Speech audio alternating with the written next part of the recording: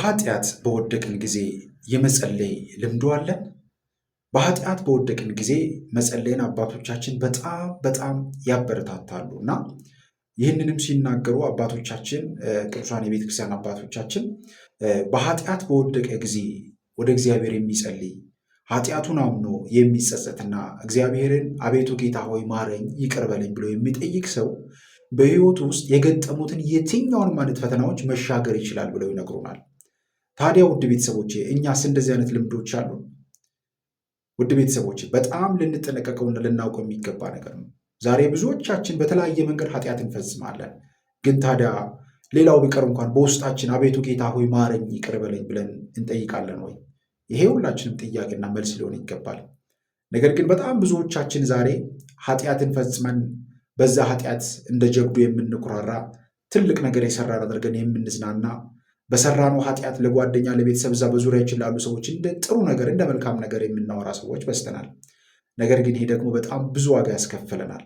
ስለዚህ አንድ በተለይም የኢትዮጵያ ኦርቶዶክስ ተዋሕዶ አማኝ የሆነ ክርስቲያን በኃጢአት በወደቀ ጊዜ እግዚአብሔርን ይቅር በለኝ ብሎ ሊጠይቅ ይገባል።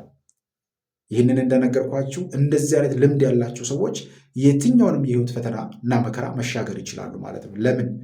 ኃጢአትን በሰራንበት ቅጽበት እግዚአብሔርን አሰብን ማለት ይሄ የማይቻልና በጣም ከባድ የሆነ ነገር ቢሆንም ግን አንድ ክርስቲያን ሊያደርገው የሚችል ነገር ነው።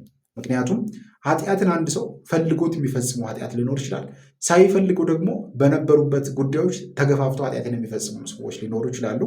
እንደዚሁም ደግሞ ውስጣችን መናፍስት በሚኖርበት ጊዜ፣ የተለያዩ ነገሮች በሚኖርበት ጊዜ ወይም የሰይጣን ፈተና ወይም የአጋንንት ፈተና በሚኖርበት ጊዜ ሳንፈልጉ ያንን ጉዳይ ልንፈጽመው እንችላለን።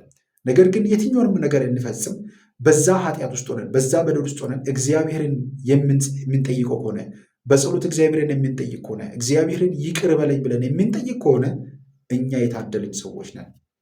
ምክንያቱም ይህንን ማድረግ የማይታስብም ስለሆነ በዛ ሞመንት ማለት ነው። ምክንያቱም ኃጢአትን የሰራ ሰው ከዛ በኋላ የሚያስበው ምን እንደሆነ ስለሚገባን ማለት ነው። ኃጢአት ሰርቻለሁ በድያለሁ ብለን ሁላችንም እንደምንርቀው ማለት ነው።